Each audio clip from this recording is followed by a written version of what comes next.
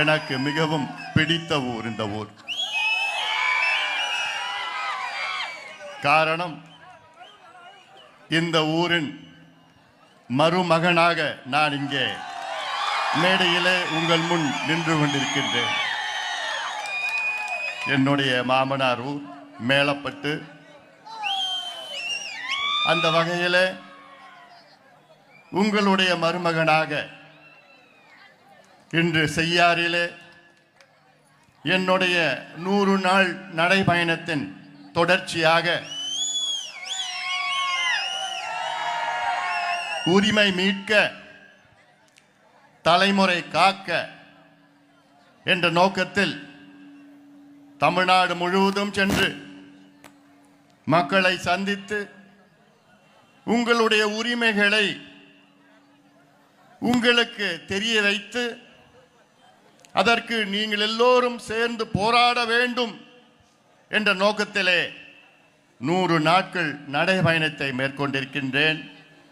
இன்று செய்யாற்றிலே இந்த நடைபயணம் வெற்றிகரமாக நடைபெற்று கொண்டிருக்கிறது.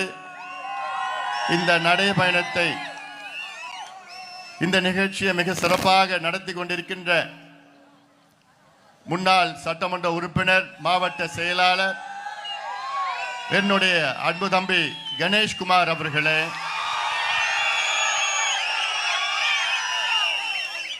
மாவட்ட தலைவர் வெள்ளாகுளம் ஏழுமலை அவர்களே, எனக்கு முன்பு பேசிய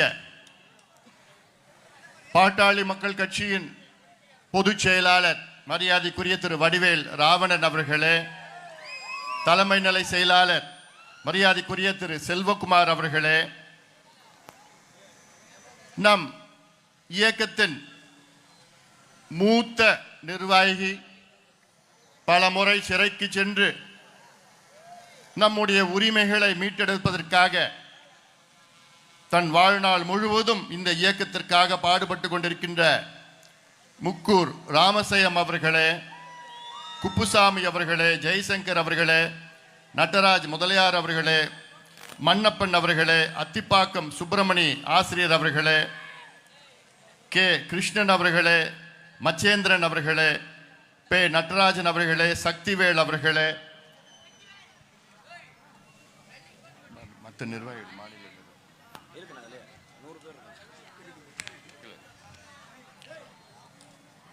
பாலாஜி அவர்களே, மாதவன் அவர்களே, முக்கூர் கார்த்திகேயன் அவர்களே, குமரன் அவர்கள், நம்பெருமாள் அவர்கள், நேமிநாதன் அவர்கள், தணிகைவேல் அவர்கள், பூங்காவனம் அவர்கள், அருண் அவர்கள், யுவராஜ் அவர்கள், மேல்மா சிப்காட் எதிர்ப்பு இயக்கத்தின் அருள் அவர்கள், சரஸ்வதி அவர்கள், ஆசிரியர் ஐயப்பன் அவர்கள், நெசவாளர் கணேஷ் அவர்கள், வளர்மதி அவர்கள்,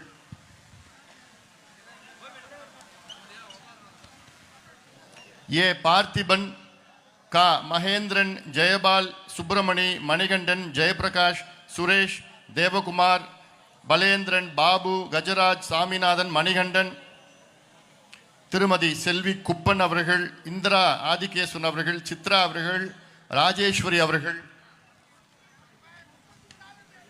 பொன்னி அவர்கள், வசந்தி அவர்கள், ரோஹிணி அவர்கள், சத்யா அவர்கள், ரஞ்சித் குமார் அவர்கள், ராகுல், ஹேமகுமார், விமல்குமார், சீனிவாசன், கஜேந்திரன், ரங்கநாதன், ஆதிகேசவன், ஆதி நாராயணன், விநாயகமூர்த்தி, ரேணுகோபால், கோபி யாதவ், மகேந்திரன், ஞானப்பிரகாசம், பன்னீர்செல்வம், காழியூர் ஸ்ரீதர், குட்டி பெருமாள், புஷ்பராஜ், யசோதரன், செல்வமணி, சேட்டு, முரளி, முருகன், செங்கட்டுவன், சேட்டு, காந்தி, பாளையம் சரவணன், செந்தில்வேலன், நந்தகுமார், மணிவர்மா, ராஜீவ்காந்தி, லோகேஸ்வரன், ரஞ்சித்குமார், சம்பத்குமார், தியாகராஜன், திருமலை,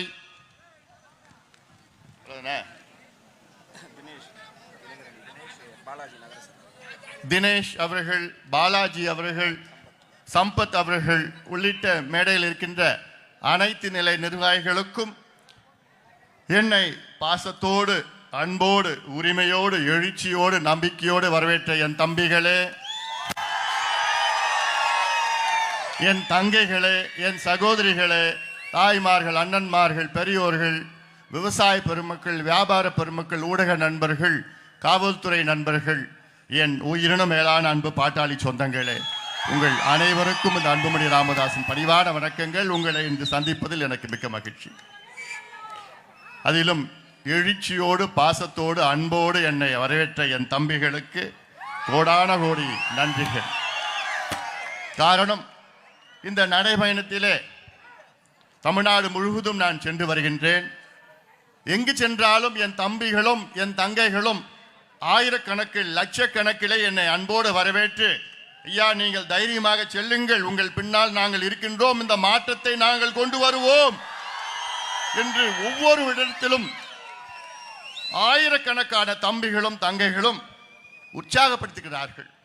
காரணம், இந்த திமுக ஆட்சி கொடுங்கோல் ஆட்சி, மக்கள் விரோத ஆட்சி, பெண்களுக்கு எதிரான ஆட்சி, எல்லாவற்றிற்கும் மேல் நமக்கு உணவளிக்கின்ற சோறு போடுகின்ற விவசாயிகளுக்கு எதிரான ஒரு ஆட்சி, கொடுங்கோல் ஆட்சி, திமுக ஆட்சியை வீட்டுக்கு அனுப்ப வேண்டும் என்ற நோக்கத்திலே நாம் எல்லோரும் ஒன்று சேர வேண்டும், ஒன்று கூட வேண்டும். போதும், இவர்கள் ஆண்டது போதும், உழவர்கள் மாண்டது போதும். இங்கே மேடையிலே பேசினார்கள் விவசாயிகள், நெசவாளர்கள், பெண்கள், அரசு ஊழியர்கள் என்று அடுக்கிக் கொண்டே போகலாம். அத்துணை பேரும் திமுக ஆட்சி மீது மிகுந்த கோபத்தில் இருக்கின்றார்கள், ஆத்திரத்தில் இருக்கின்றார்கள். ஆட்சி செய்வதற்கு தகுதியற்ற முதலமைச்சர் ஸ்டாலின் அவர்களே, வீட்டுக்கு போங்கள். உங்களுக்கு தகுதி கிடையாது, தமிழ்நாட்டை ஆள்வதற்கு உங்களுக்கு தகுதி கிடையாது. தமிழக மக்களே, உங்களிடம் நான் கேட்டுக்கொள்வது, கடந்த தேர்தலிலே நீங்கள் மிகப்பெரிய தவறை செய்தீர்கள். இந்த திமுகவை நீங்கள் ஆட்சியில் அமர்த்தினீர்கள். அது மட்டுமல்ல, சிந்தித்து பாருங்கள் தமிழக மக்களே, கடந்த 3 தேர்தல், 2019 நாடாளுமன்ற தேர்தல் திமுகவை வெற்றி பெற வைத்தீர்கள். தமிழகம் புதுவை 40 நாடாளுமன்ற தொகுதிகளில் 39 தொகுதிகள் வெற்றி பெற வைத்தீர்கள். அதன் பிறகு நடந்த சட்டமன்ற தேர்தல் 2021 தேர்தலில் திமுகவை ஆட்சியில் அமர்த்தினீர்கள். எவ்வளவு பெரிய தவறு. அதற்கு பிறகு வந்த தேர்தல், மீண்டும் நாடாளுமன்ற தேர்தல் 2024 40க்கு 40 கொடுத்தீர்களே. 3 தேர்தல்களில் திமுகவுக்கு வாக்களித்த தமிழக மக்கள் உங்களுக்கு கிடைத்தது என்ன? மிகப்பெரிய ஏமாற்றம் தானே. இன்று தமிழ்நாட்டினுடைய அவல நிலை, மோசமான ஒரு நிலை. அதிலும் இந்த மாவட்டம் திருவண்ணாமலை மாவட்டம், அண்ணாமலையார் இருக்கின்ற இந்த மண் அண்ணாமலையார். ஆனாலும் உங்களுக்கு விடிவு வரவில்லையே, உங்களுக்கு விடிவு வரவில்லையே. இந்த மாவட்டத்திலே ஒரு குறுநில மன்னர், ஏழுமலை வஜ்ரவேலு, ஏழுமலை வஜ்ரவேலு, அவர் தான்ப்பா ஏவாவேலு. ஏழுமலை வஜ்ரவேலு என்கின்ற ஏவாவேலு. இவர் ஒரு நபர், ஒரு தனி நபர். இவருடைய ஆதிக்கம் சாதாரண ஆதிக்கம் கிடையாது. இவர் எல்லா கட்சியிலும் இருந்து இன்று திமுகவிலே இங்கே ஆட்டி படைத்துக் கொண்டிருக்கின்றார்கள். திமுகவில் முதலமைச்சர். காரணம் என்ன? டப்பு மணி, எவ்வளவுதான். இதை வைத்து என்ன பண்ண போறாரு? அதாவது இங்கே மேல்மா விவசாயிகள் இங்கே வந்தார்கள். அதாவது இன்னைக்கு விவசாயிகள் எங்கே பாதிக்கப்பட்டார்களோ அங்கே முதல் அங்கே சென்று குரல் கொடுப்பது பாட்டாளி மக்கள் கட்சி. அந்த அடிப்படையில் மேல்மா அங்கே பகுதியில் பக்கத்தில் சிப்காட், இந்த செய்யார் சிப்காட் வளாகம் அலகு 1 800 ஏக்கரிலே சிப்காட் அலகு 1, அலகு 2 2000 ஏக்கர் எடுத்து விட்டார்கள். அலகு 3க்கு 3150 ஏக்கர் எடுக்க திட்டமிட்டிருக்கின்றார்கள். அந்த 3150 ஏக்கரில் 2700 ஏக்கர் மக்களுடைய நிலம். இது விவசாய நிலம், முப்போகம் விளைகின்ற நிலம். இது புஞ்ச நிலம் கிடையாது, நஞ்ச நிலம். அதெல்லாம் 2700 ஏக்கர். மீதி இருக்கிற கிட்டத்தட்ட ஒரு 350 400 ஏக்கர் தான் அரசு. நான் கேட்கறது, சிப்காட் வேண்டான்னு நான் சொல்லலை. சிப்காட் வேணும், வேலை வாய்ப்பு வேணும், தொழில் வேணும், இதுல மாற்று கருத்து கிடையாது. ஆனால் விவசாய நிலத்தை அழித்து அங்கே எங்களுக்கு தொழிலும் வேணாம், ஒரு மண்ணும் வேணாம். விவசாய நிலம் விவசாயத்திற்கு மட்டும்தான் இருக்கணும். இந்த நிலம் நம் முன்னோர்கள் ஆயிரம் ஆண்டுகள் நம் முன்னோர்கள் அங்கே இந்த நிலம் உணவளித்த நிலம். நம் முன்னோர்களுக்கு நமக்கு பிறகு ஆயிரம் ஆண்டுகள் நம் சந்ததியினருக்கு உணவளிக்க வேண்டும் இந்த மண். இடையில் வந்தவர்கள் நாம் இந்த மண்ணை அழிக்க நமக்கு எந்த உரிமையும் கிடையாது. நமக்கு என்ன கடமை? நாம் இடையில் வந்தவர்கள் இந்த மண்ணை பாதுகாத்து நம் சந்ததியினருக்கு நாம் இந்த மண்ணை விட்டு செல்ல வேண்டும். இதை அழிக்க நமக்கு யாருக்கும் உரிமை கிடையாது. அதற்காகத்தான் இங்கே நாங்கள் போராடி கொண்டிருக்கின்றோம். இது ஏதோ மேல்மா பிரச்சனை மட்டும் கிடையாது. தமிழ்நாட்டில் எங்கே விவசாய நிலம் பாதிக்கப்பட்டாலும் அங்கே உடனடியாக சென்று அங்கே போராட்டம் செய்து அதை தடுத்து நிறுத்துவதுதான் பாட்டாளி மக்கள் கட்சியினுடைய கொள்கை. அது இது மேல்மா செய்யார் மேல்மா இருந்தாலும் சரி, அல்லது நெய்வேலி அங்கே பழுப்பு நிலக்கரி சுரங்கத்திற்காக 50,000 ஏக்கர் முப்போகம் விளைகின்ற காவிரி டெல்டா நிலமா இருந்தாலும் சரி, அல்லது அறிவுசார் நகர் என்று சொல்லி கும்மிடிப்பூண்டி அருகிலே 1700 ஏக்கர் முப்போகம் விளைகின்ற அந்த நிலம் இருந்தாலும் சரி, எங்கே நிலம் எடுக்க விவசாய நிலத்தை அழிக்கின்ற அந்த அரசை தொடர்ந்து எதிர்ப்போம். இங்கேயாவது பார்த்திருக்கீங்களா உலகத்தில் நம்முடைய விவசாயிகள்? எனக்கு அப்பா அம்மாவுக்கு பிறகு பெற்றோர்களுக்கு பிறகு கடவுளா நாம் பார்க்கிற விவசாயிகள், ஏன்னா நமக்கு சோறு போடுகின்ற விவசாயிகளை குண்டர் சட்டத்தில் எங்கேயாவது போட்டிருக்காங்களா? உலகத்தில் நான் எவ்வளோ நாடுகளுக்கு நான் போயிருக்கிறேன், இந்தியாவுக்கு அத்துணை மாநிலங்களுக்கு நான் போயிருக்கிறேன். ஆனால் முதல் முறையாக நமக்கு சோறு போடுற விவசாயிய குண்டர் சட்டத்தில் போட்டிருக்கிறாங்க. வெக்கக்கேடியா திமுக, வெக்கக்கேடியா முதலமைச்சர், வெக்கக்கேடியா ஏழுமலை வஜ்ரவேலு, வெக்கக்கேடியா. நீங்க வெற்றி தலை குனியணும். மானம் ரோஷம் வெக்கம் எதுவும் கிடையாது உங்களுக்கெல்லாம். விவசாயிகளை எப்படியா நீ குண்டர் சட்டத்தில் போடுவ? விவசாயிகளையா? உங்களை போன்ற இவங்க என்ன சாராயம் விற்கிறாங்களா? உங்களை போன்ற இவங்க கஞ்சா விற்கிறாங்களா? உங்களை போன்ற இவங்க உணவு கடத்துறாங்களா? உங்களை போன்ற இவங்க மணலை கடத்துறாங்களா? இல்லையா? நமக்கு சோறு போடுறாங்க, வயிற்றுக்கு சோறு போடுற விவசாயிகளை யாராவது குண்டர் சட்டத்தில் போடுவாங்களா ஐயா?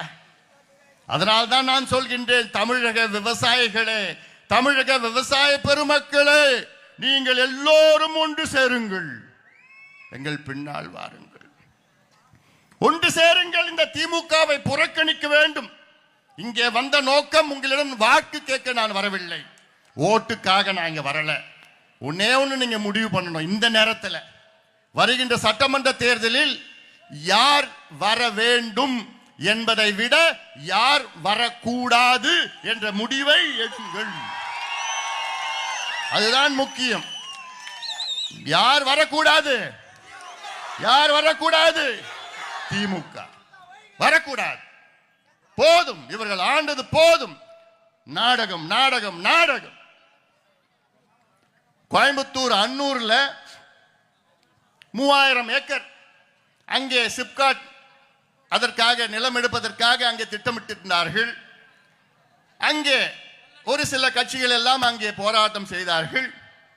உடனடியாக அந்த திட்டத்தை ரத்து செய்து விட்டார்கள். ஆனால் இங்கே நம்முடைய மேல்மாவிலே செய்யாரிலே குண்டர் சட்டம், அடக்குமுறை, அச்சுறுத்தல், காவல்துறை 2000 பேர் 5000 பேர் ஏவி விட்டு இவ்வளோ பிரச்சனைகளை இங்கே மேல்மாவிலே. மீண்டும் சொல்கின்றேன், எங்களுக்கு தொழிற்சாலை வேண்டும், வேலை வேண்டும், பொருளாதார முன்னேற்றம் வேண்டும். ஆனால் விவசாய நிலத்தை அழித்து எங்களுக்கு வேண்டாம். திருவண்ணாமலை மாவட்டத்திலே எவ்வளவோ தரிசு நிலம் இருக்கிறது, ஆயிரக்கணக்கான ஏக்கர் தரிசு நிலம், அரசு நிலம் இருக்கிறது. அங்கே கொண்டு வாருங்கள், சிப்காட்டை கொண்டு வாருங்கள். இந்த மாவட்டம் நினைச்சு பாருங்க, இவங்க திமுக ஆட்சி வருவதற்கு முன்பு எவ்வளோ வாக்குறுதிகளை கொடுத்தார்கள்.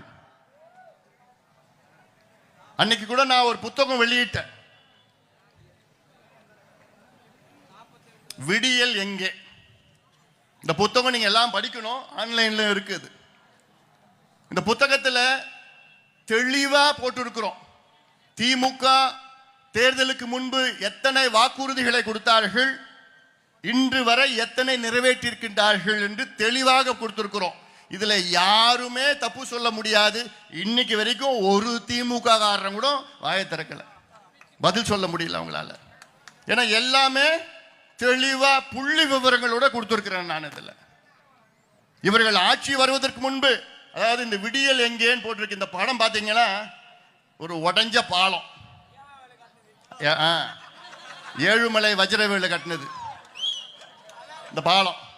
15 கோடி ரூபாயில தென்பெண்ணை குறுக்கே ஒரு பாலம், அது 3 மாசம் தாங்குச்சு.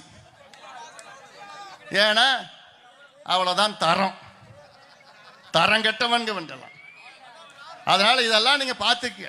திமுக ஆட்சி வருவதற்கு முன்பு அவர்கள் வாக்குறுதி கொடுத்தது 505 வாக்குறுதிகள்.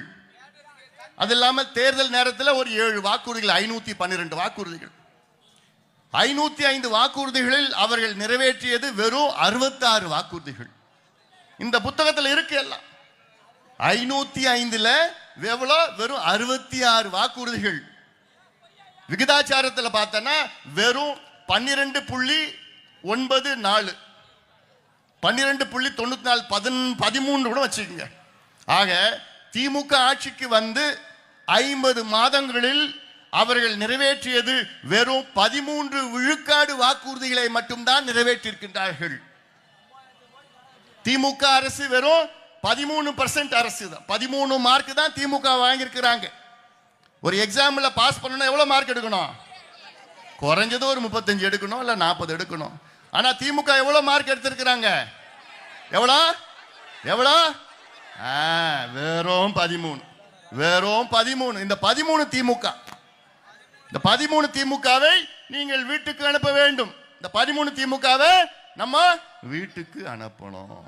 இவர்கள் ஆள்வதற்கு தகுதி அற்றவர்கள், திறமை அற்றவர்கள், பொய் சொல்லுகின்றவர்கள், ஏமாத்தக்காரர்கள், பித்தலாட்டக்காரர்கள். ஆக திமுக என்றாலே பொய் பொய் பொய். எத்தனை பொய்களை தொடர்ந்து சொல்லிக் கொண்டிருக்கின்றார். இதுல ஒரு வாக்குறுதி என்னன்னா, நாங்கள் ஆட்சிக்கு வந்தவுடன் தமிழ்நாட்டில் உள்ள பெரிய மாவட்டங்களை பிரித்து சிறிய மாவட்டம் நிர்வாகத்திற்காக நாங்கள் பிரிப்போம் என்று சொன்ன வாக்குறுதி.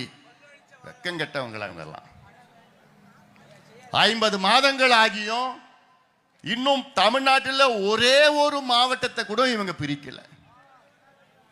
அப்புறம் எதுக்கே நீங்க வாக்குறுதி கொடுக்குறீங்க? உங்களுக்கெல்லாம் மானம் எதுவும் கிடையாது ஐயா. ஒன்னு சொன்னா அதை நிறைவேற்றணும் ஐயா. நீங்க உண்மையே உங்களுக்கு மானம், மரியாதை, ரோஷம் ஏதாவது இருந்ததுன்னா நீங்க சொன்னதை நீங்க நிறைவேற்றணும். வந்து 50 மாதங்கள் இன்னும் ஒரு மாவட்டத்தை கூட உங்களால பிரிக்க முடியல. பிரிக்கிறதுக்கு மனசு இல்லை. திருவண்ணாமலை மாவட்டம் தமிழ்நாட்டிலே 2வது பெரிய மாவட்டம்.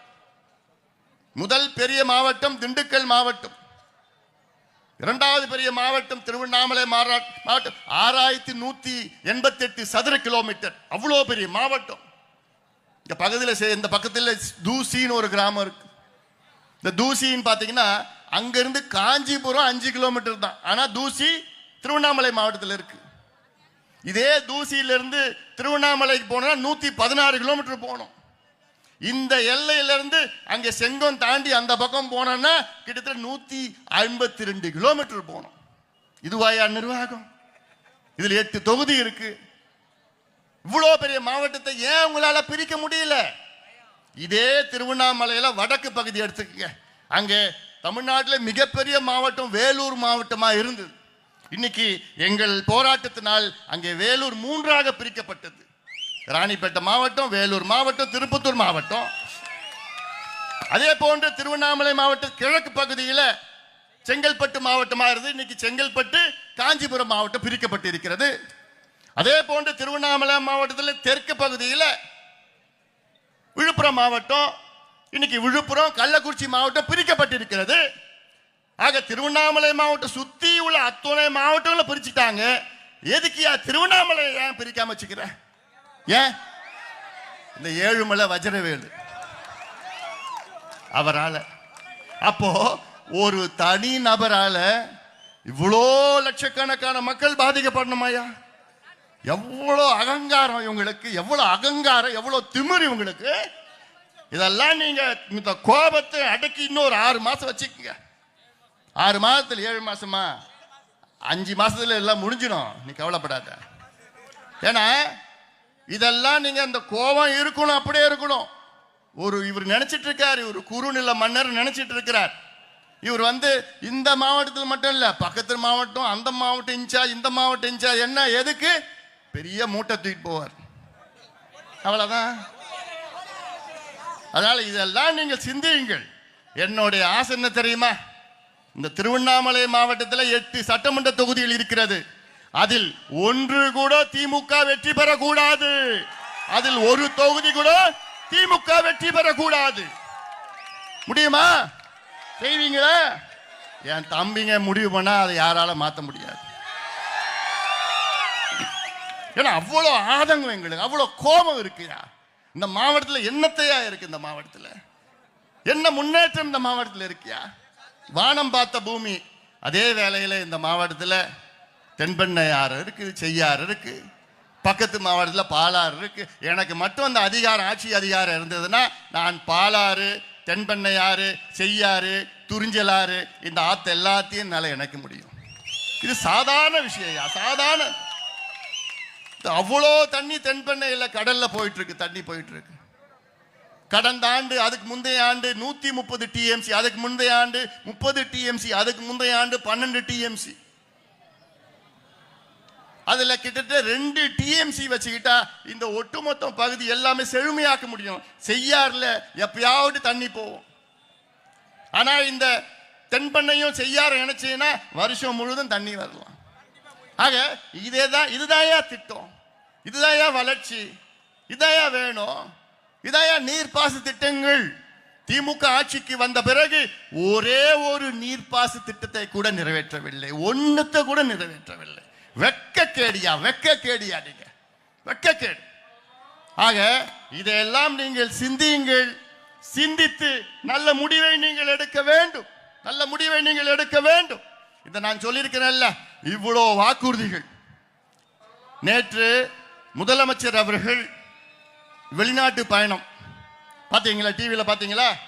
எங்க போறாரு முதலமைச்சர்? ஜெர்மனி, அப்புறம் லண்டன், யூகே.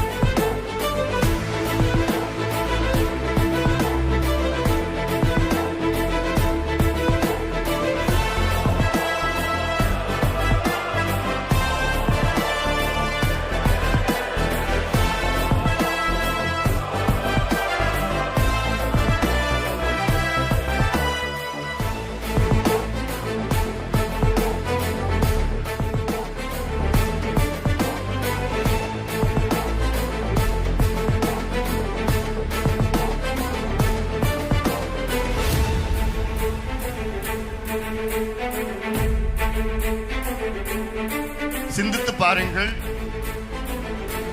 இந்த மாவட்டத்தினுடைய நிலை. இவ்வளோ பெரிய மாவட்டம், அதை நிர்வாகத்திற்காக பிரிக்க துப்பில்லாத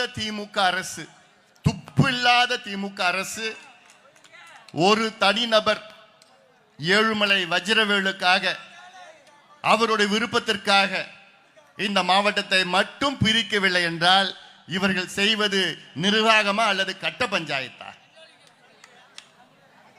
ஆனால் இனி இந்த மாவட்டத்தை பிரிக்கப் போவது கிடையாது. இவர்கள் இன்னும் இருப்பதோ 5-6 மாதம், அவ்வளவுதான். ஆனால் இன்னும் 6 மாதம் பொறுத்துக் கொள்ளுங்கள். நிச்சயமாக இந்த ஆட்சியை அகற்றி நாம் வருவோம். நம்முடைய ஆட்சி வரும். நம்முடைய ஆட்சி காலத்திலே திருவண்ணாமலை மாவட்டம் 2ஆக பிரிக்கப்படும். இது உறுதி உறுதி உறுதி. அதில் ஒரு பகுதி இந்த பகுதி. அதனால இத நிச்சயமாக செய்யார் அல்லது ஆரணி அது தலைமையில் இந்த மாவட்டம் பிரிக்கப்படும். அது உறுதி. காரணம், இது நிர்வாகத்திற்காக. அப்படி பிரித்தால்தான் உங்களுக்கு திட்டங்கள் நேரடியாக உங்களுக்கு கிடைக்கும். இந்த பகுதி வளம் பெறும், வளர்ச்சி பெறும். இது சாதாரண ஒரு செயல் திட்டம். இன்னைக்கு நேற்று இரவு முதலமைச்சர் அவர்கள் ஜெர்மனி நாட்டுக்கு சென்றார். சுற்றுப்பயணம். அவர் சொன்ன காரணம், ஜெர்மனி மற்றும் இங்கிலாந்து நாட்டிலே தமிழ்நாட்டுக்கு முதலீடுகளை பெறுவதற்காக நான் செல்கின்றேன் என்று சொன்ன முதலமைச்சர் ஸ்டாலின் அவர்கள், என்னை பொறுத்த வரைக்கும் அது சுற்றுப்பயணம் கிடையாது, அது சுற்றுலா பயணம். காரணம், இதற்கு முன்பு முதலமைச்சர் அவர்கள் 4 நாடுகளுக்கு சென்றார். துபாய், சிங்கப்பூர், ஜப்பான், 4 பயணம் சென்றார். அதில் ஒரு பயணம் துபாய்க்கு, மற்றொரு பயணம் சிங்கப்பூர் மற்றும் ஜப்பான், 3வது பயணம் ஸ்பெயின், 4வது அமெரிக்கா. இந்த 4 பயணத்திலே 18,000 கோடி ரூபாய் முதலீடு என்று சொன்னார். அது முதலீடு கிடையாது, அது புரிந்துணர்வு ஒப்பந்தம், மெமரண்டம் ஆஃப் அண்டர்ஸ்டாண்டிங். கையெழுத்து தான், அது வெறும் கையெழுத்து தான் போடப்பட்டிருக்கிறது. அதில் எந்த முதலீடும் கிடையாது. இதே பொய்யை நேற்று இரவு விமான நிலையத்திலே முதலமைச்சர் அவர்கள் சொன்னார். இதுவரை தமிழ்நாட்டிலே 10,62,000 கோடி ரூபாய் முதலீடு செய்யப்பட்டிருக்கிறது, தொழில் முதலீடு செய்யப்பட்டிருக்கிறது என்று மிகப்பெரிய ஒரு பொய்யை சொல்லியிருக்கிறார். திமுக தமிழ்நாட்டில் செய்த ஒரே முதலீடு என்ன? பொய் என்ற ஒரு முதலீடு மட்டும்தான். திமுக தமிழ்நாட்டுக்கு செய்தது முதலீடு பொய் என்ற ஒரே முதலீடு மட்டும்தான். ஒரு பொய்யை மீண்டும் மீண்டும் மீண்டும் மீண்டும் சொல்லி, அது கோயபல்ஸ் பிரச்சாரமாக சொல்லி மக்களை நம்ப வைத்து ஏமாற்றுகின்ற திமுக அரசு நிச்சயமாக இந்த தேர்தலிலே பாடத்தை புகட்டுவார்கள். ஏன் நான் ஒரு பொய் சொல்றேன்னா, 10,62,000 கோடி முதலீடு, அதை 100 விழுக்காடு முதலீடு செய்யப்பட்டு இருக்கிறது. அதில் 32 லட்சம் பேருக்கு வேலை வாய்ப்பு வழங்கப்பட்டு இருக்கிறது என்று ஒரு முழு பொய்யை முதலமைச்சர் அவர்கள் சொல்லியிருக்கின்றார். இது நான் எங்க வேணா நான் சேலஞ்ச் பண்ணுவேன். நான் இந்த புத்தகம் போட்ட மாதிரி அதுலயும் உங்க கொஞ்ச நாள்ல கிழிக்க போறேன், பார்த்துட்டு கொண்டு வர போறேன். அதையும் நான் தயார் பண்ணிட்டு இருக்கிறேன். இப்போ அதுல நான் சொல்றேன், அதுல நீங்க சொன்ன முதலீட்டுல வெறும் 10% தான் இங்க வந்திருக்கு, தமிழ்நாட்டில் வந்திருக்கு. 10,62,000 கோடியில வெறும் 10%க்கு மேல வரல. இதுல ஒரு சில உதாரணங்கள் என்னால சொல்ல முடியும். அதுல ஒரு உதாரணம்,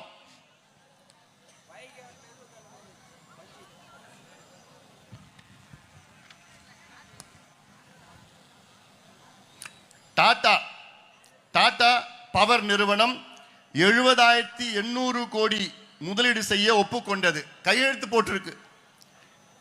ஆனால் அவர்கள் செய்தது வெறும் 3,800 கோடி. எவ்வளோ? 70,800 கோடியில் டாடா பவர் நிறுவனம் முதலீடு செய்தது வெறும் 3,800 கோடி. அதே போன்று அதானி குழுமம் 42,768 கோடி முதலீடு செய்ய ஒப்பந்தம் போடப்பட்டிருக்கிறது. JSW 12,000 கோடி, ஹுண்டாய் 6,180 கோடி. இதுல ஒரே ஒரு பைசா கூட முதலீடு நடக்கல. ஒரு பைசா கூட முதலீடு நடக்கல. வின்ஸ்பாட் நிறுவனம் 16,000 கோடியில 4,000 கோடி முதலீடு செய்திருக்கின்றார்கள். சிங்கப்பூரை சேர்ந்த செம்கார்ப் நிறுவனம் 37,538 கோடியில, அதில் இப்பொழுதுதான் ஒன்று தூத்துக்குடியில தொடங்கியிருக்கின்றார்கள். அவ்வளவுதான். ஆக இது எவ்வளோ பெரிய ஒரு பித்தலாட்டம், எவ்வளோ பெரிய ஒரு பொய். இது ஒரு சின்ன உதாரணம் தான் நான் சொல்றேன். தமிழ்நாட்டினுடைய தொழில் அமைச்சர் 10 நாட்களுக்கு முன்பு இந்த மாதம் 20ஆம் தேதி அவர் சொல்றாரு, ஒரு இடத்துல சொல்றாரு, 77 விழுக்காடு அந்நிய முதலீடுகள் எல்லாம் முதலீடு செய்யப்பட்டிருக்கிறது என்று. எவ்வளோ? 77 விழுக்காடு. அதன் பிறகு அடுத்த நாள் என்ன சொல்றாரு? இல்ல 80 விழுக்காடுன்னு சொல்றாரு.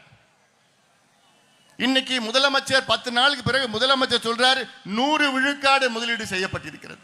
ஆக இந்த 10 நாள்ல 20 விழுக்காடு முதலீடு செய்யப்பட்டிருக்கிறதா? யாரையா ஏமாத்துறீங்க? தமிழ்நாடு மக்கள் என்ன ஏமாளிகளா நீங்கள்லாம்?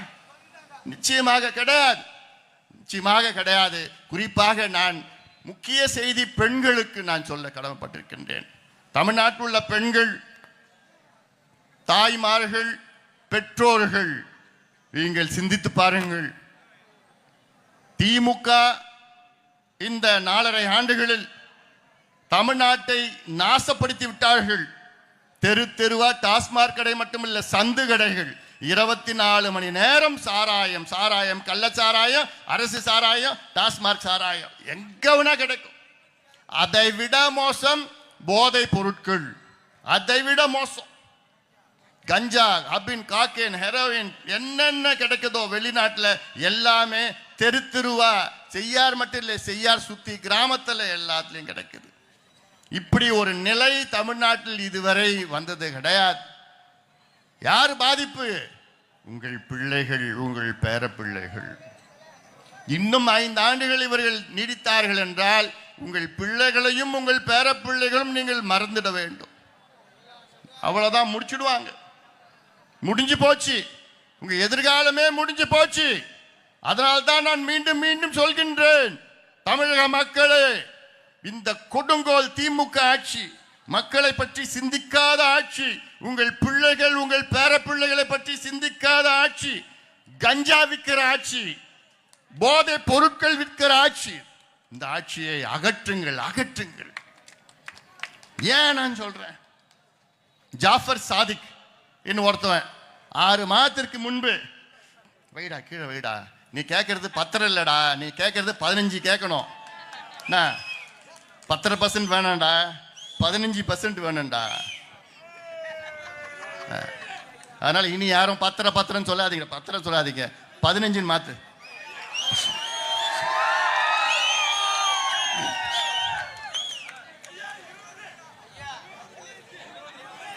20, 30 இருக்கிறது கேளியா, நம்ம இருக்கிறது 15. அதாவது இந்த ஜாஃபர் சாதிக் 6 மாதத்திற்கு முன்பு கைது செய்யப்பட்டான். அதுவும் யாராலனா மத்தியில்.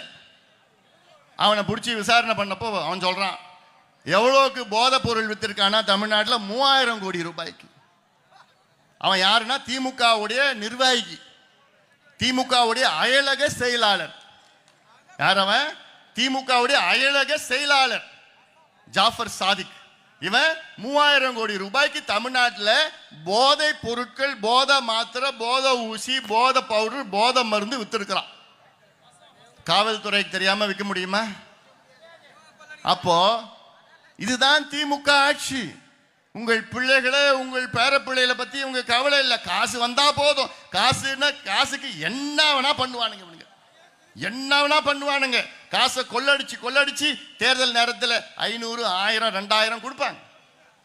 அதனால ஏமாறாதீர்கள் மக்களே, தயவு செய்து ஏமாறாதீர்கள். கடந்த தேர்தலே நீங்கள் ஏமாந்து விட்டீர்கள்.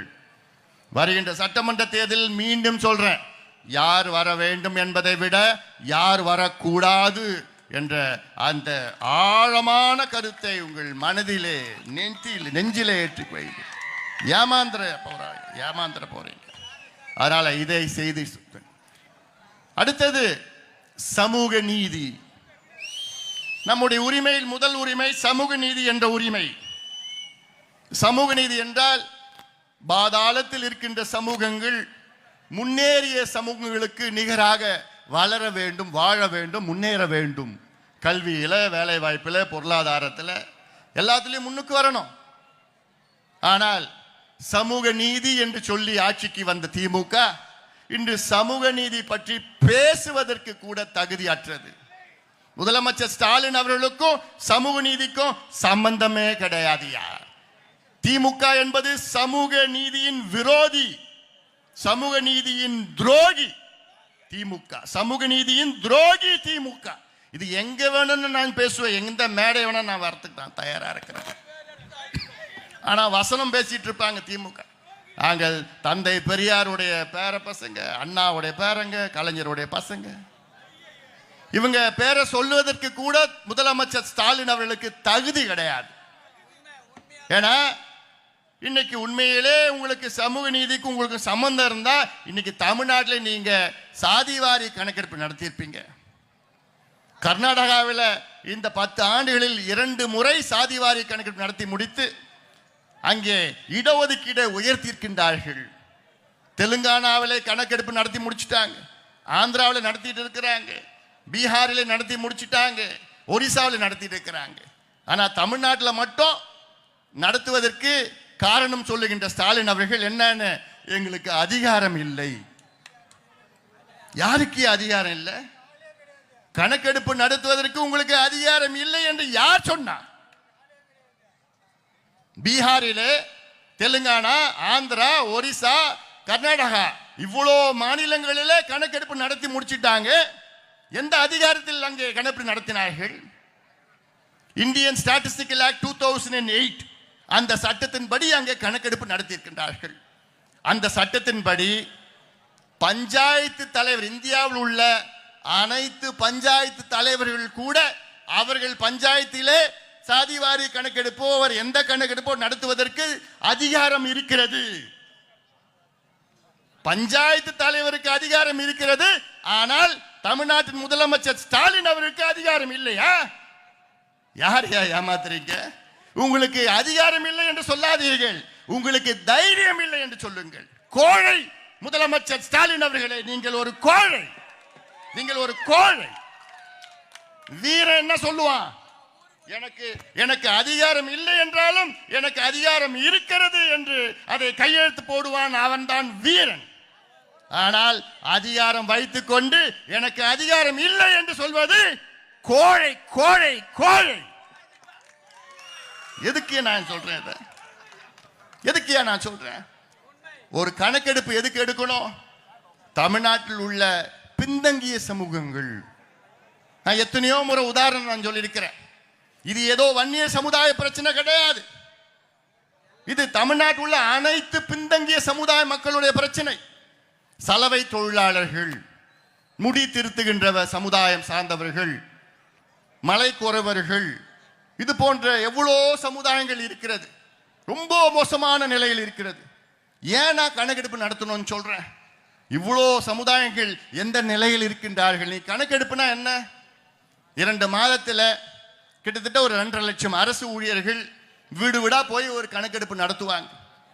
அந்த கணக்கெடுப்பு, இந்த வீட்டுக்கு போனா நீ என்ன சமுதாயம், அந்த சமுதாயத்தில் என்ன உட்பிரிவு, உனக்கு எவ்வளவு பெரிய வீடு இருக்கு, குடிசையில் இருக்கிறீங்களா, உங்க வீட்டில் எத்தனை பேர் படிச்சிருக்கிறாங்க, எத்தனை பேர் அரசு வேலையில் இருக்காங்க, எத்தனை பேர் தனியார் வேலையில் இருக்காங்க, எத்தனை பேர் பட்டதாரி இருக்கிறாங்க, அதில் எத்தனை பேர் முதல் பட்டதாரிகள், வீட்டில் பாத்ரூம் இருக்கா, வீட்டில் லைட் இருக்குதா, எத்தனை பல்பு இருக்குது, வீட்டில் கழிப்பறை இருக்குதா, வீட்டில் மின்சாரம் இருக்குதா, இல்லை வீட்டில் நீங்கள் வந்து பைக் வச்சிருக்கீங்களா, சைக்கிள் வச்சிருக்கீங்களா, எவ்வளோ ஏக்கர் நிலம், இது எல்லாம் கணக்கெடுப்பு நடத்தி அந்தந்த சமுதாயத்திற்கு ஏற்ப இடஒதுக்கீட்டை அதிகப்படுத்தலாம், உள்ஒதுக்கீடு கொடுக்கலாம், வேலை வாய்ப்பை உருவாக்கலாம், வேலைக்கு கடனை கொடுக்கலாம், படிக்கிறதுக்கு கடனை கொடுக்கலாம்.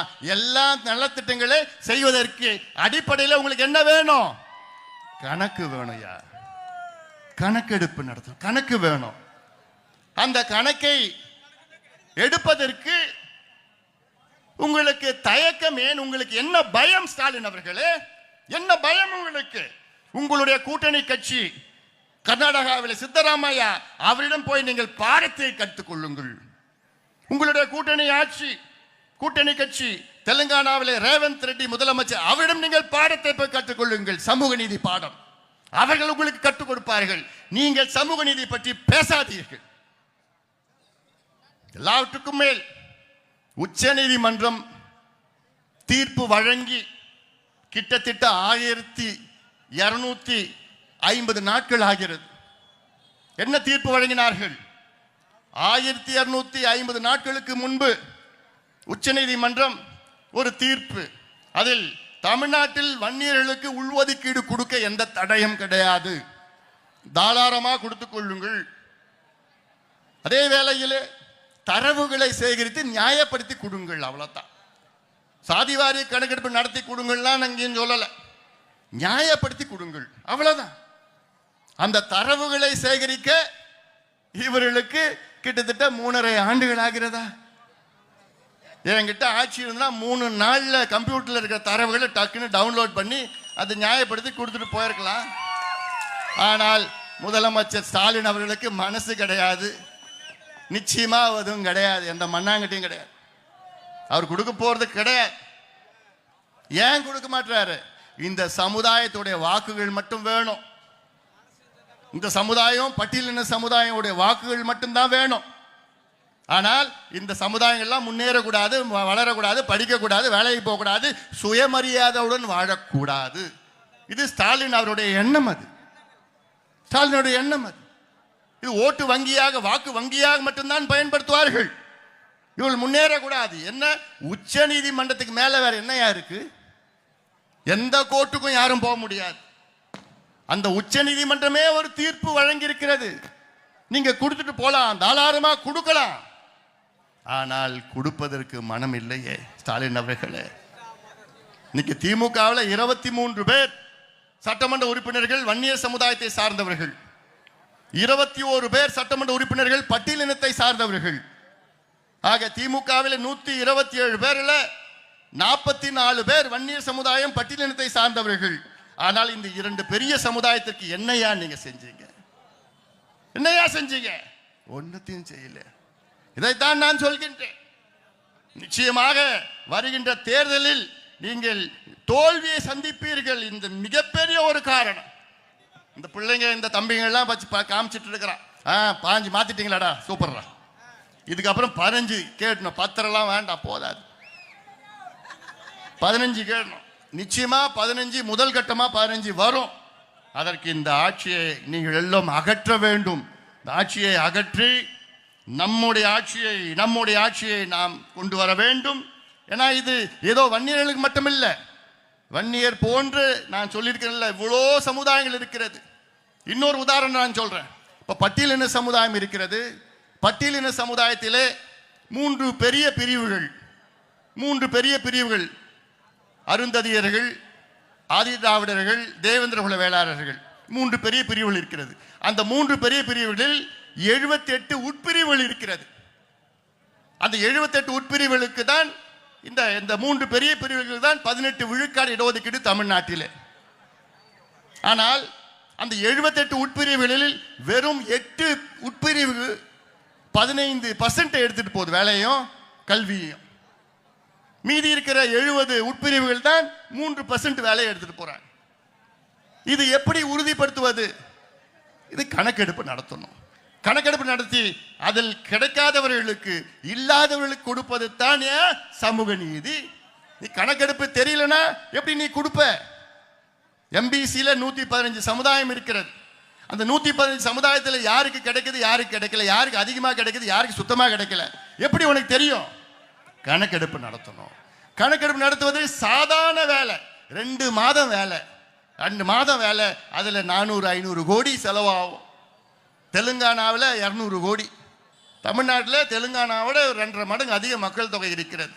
இங்கே என்ன ஒரு 400-500 கோடி. 2.5 லட்சம் அரசு ஊழியர்கள் 2 மாதம் வேலை செஞ்சா இந்த கணக்கெடுப்பு நடத்தி முடிச்சிடலாம். சாதாரண வேலை. கணக்கெடுப்பு நடத்தி முடிச்சா டேட்டா, இதுதான் கோர்ட்டில் கேட்குறாங்க, நீதிமன்றத்தில் கேட்குறாங்க. இந்த டேட்டா நீங்க கொடுத்து ஜஸ்டிஃபை பண்ணா எந்த நீதிமன்றமும் தடை பண்ண முடியாது. நம்ம கேட்கறது என்ன? இந்த பிள்ளைங்களுக்கு படிப்பு கூடியா, இந்த பிள்ளைங்களுக்கு வேலை கூடியா, இந்த பிள்ளைங்க சுயமரியாதையோடு மான மரியாதையோடு வாழணும்யா. அதான் நம்ம கேட்கிறோம். வேற என்னத்தையா கேட்டோம்? நீ கொள்ளடிச்ச பணத்தையா கேட்டோம்? பிள்ளைங்களுக்கு படிப்பும் வேலையும் கூடிய அதானே கேட்டோம். இங்கே நெசவாளர்கள் வந்தாங்க, மேடையில் பேசினாங்க. நான் காஞ்சிபுரத்தில் போனப்போ நான் பார்த்தேன், விசைத்தறியில் பட்டு புடவை நெய்யறது நான் போய் பார்த்தேன். 4 வீட்டுக்கு போய் பார்த்தாங்க. பார்த்துட்டு அப்போ தான் முதல் போய் பார்க்குறேன். எனக்குலாம் கண்ணெலாம் கலங்கிட்டேன். அவ்வளோ கடினமான வேலை. ஒரு பட்டு புடவை நெய்யறது 2 கை 2 காலை, இந்த காலையை அமுக்கணும், இந்த கையை வந்து இப்படி தள்ளணும், அப்புறம் அந்த கட்டை உள்ளே போடணும், அப்புறம் இந்த காலை அமுக்கி இந்த கையில் தள்ளி 12 மணி நேரம் 13 மணி நேரம் வேலை செய்யணும். அப்படி வேலை செஞ்சு 10 நாள் 12 நாள் வேலை செஞ்சாதான் அவங்களுக்கு எவ்வளோ தெரியுமா கிடைக்கும்? ஒரு பட்டு புடவையில் 5000 ரூபாய் 7000 ரூபாய் அவ்வளோதான் கிடைக்குது. ஆனால் இதை பார்த்தா இந்த விசைத்தறியில் ஏமாத்துறாங்க, சைனாவிலேருந்து கொண்டு வராங்க, இது எல்லாம் விசைத்தறியில் ஏமாற்றி அதை விற்கிறாங்க. இந்த சொசைட்டின்னு ஒன்று இருக்குது தண்டத்துக்கு. எல்லாம் இப்போ அந்த பட்டு நெய்யறதெல்லாம் போயிடுச்சு, தொழில் போயிடுச்சு. காஞ்சிபுரத்தில் மட்டும் கிட்டத்தட்ட 30,000 பேர் இருந்தாங்க, இன்னைக்கு 2000-3000 பேர் தான் இருக்காங்க. இது நம்மளுடைய கலை, இது தொழில் அடுத்தது நம்முடைய கலை. இது இந்த கலை உலகத்தில் வேற எங்கேயும் கிடையாது, நம்ம ஊரில் மட்டும்தான் இருக்கு. இந்த கலையை நம்ம காப்பாற்றணும். ஆனால் அதை பற்றி ஸ்டாலினுக்கு தெரியுமா? ஒன்றுத்தையும் தெரியாது, ஒன்றும் தெரியாது. அதில் எப்படி கொள்ளடிக்கிறதுன்னு பார்க்குறேன். அதனால நீங்கள் தைரியமாக இருங்க நெசவாளர்களே, தைரியமாக இருங்கள். நாங்கள் இருக்கின்றோம். இந்த அன்புமணி ராமதாஸ் உன்னுடன் இருக்கின்றார், உங்களுடன் இருக்கின்றார். உங்களுடைய கஷ்டங்களை நன்கு புரிந்தவன் நான். இது நெசவாளர்களாக இருந்தாலும் சரி, உழவர்களாக விவசாயிகளாக இருந்தாலும் சரி, மாணவர்களாக இருந்தாலும் சரி, அரசு ஊழியர்கள் இங்கே எனக்கு பேசினார்கள், ஆசிரியர்களும் அரசு ஊழியர்கள், உங்களுடைய அத்துணை பிரச்சனைகளும் நன்கு அறிந்தவன் நான், நன்கு அறிந்தவன். நீங்க கேட்டது என்ன? எங்களுக்கு பழைய ஓய்வூதியத்தை கொடுங்க ஐயா. அதுல 1,98,000 பேர் தான் இருக்கிறாங்க. 2003க்கு முன்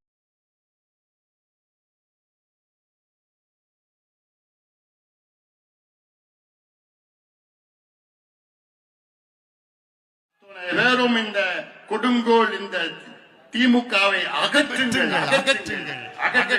காலம் நேரம் வந்துவிட்டது, நீங்கள் தயார் நிலையில் இருங்கள். அத்துணை தொழில் சார்ந்தவர்கள், அத்துணை பாட்டாளிகள், அத்துணை உழைக்கின்ற வர்க்கம், அத்துணை பேரும் ஒன்று சேருங்கள். எல்லாவற்றுக்கும் மேல் யாரும் நான் சொல்றேன் அதிகமா, பெண்களே, தாய்மார்களே, பெற்றோர்களே, அத்துணை பேரும் நீங்கள் இந்த திமுகவை அகற்ற வேண்டும். அதற்கு நீங்கள் எல்லோரும், நாம் எல்லோரும் ஒன்று சேர வேண்டும். நாம் உரிமைகளை நாம் மீட்டெடுக்க வேண்டும். வருகின்ற தலைமுறைகளை காப்பாற்ற வேண்டும், பாதுகாக்க வேண்டும். அதற்காகத்தான் இந்த அன்புமணி நடைபயணத்தை மேற்கொண்டிருக்கின்றார். இது என்னுடைய கடமையா நான் பார்க்கிறேன், என்னுடைய கடமையா நான் பார்க்கிறேன். வருகின்ற தலைமுறைகள் நாம் பாதுகாக்க வேண்டும், காப்பாற்ற வேண்டும் என்ற நோக்கத்திலே தான் இங்கே நான் வருகை தந்திருக்கின்றேன். இந்த நடைபயணத்தை நான் மேற்கொண்டிருக்கின்றேன். இந்த நடைபயணத்தை மிக சிறப்பாக நடத்தி கொண்டிருக்கின்ற என்னுடைய அருமை தம்பி கணேஷ்குமார் அவர்கள் உள்ளிட்ட அத்துணை நிர்வாகிகளுக்கும் என்னுடைய நன்றி, வாழ்த்துக்கள், பாராட்டுகளை நான் தெரிவிக்கின்றேன். இந்த திமுகவை வீட்டுக்கு அனுப்புவோம், அதற்குள் அது வரைக்கும் நாம் ஓய மாட்டோம். நாம் உரிமைகளை நாம் மீட்டெடுப்போம். திமுகவை நாம் அகற்றுவோம். திமுக ஆட்சியை நாம் அகற்றுவோம். நன்றி.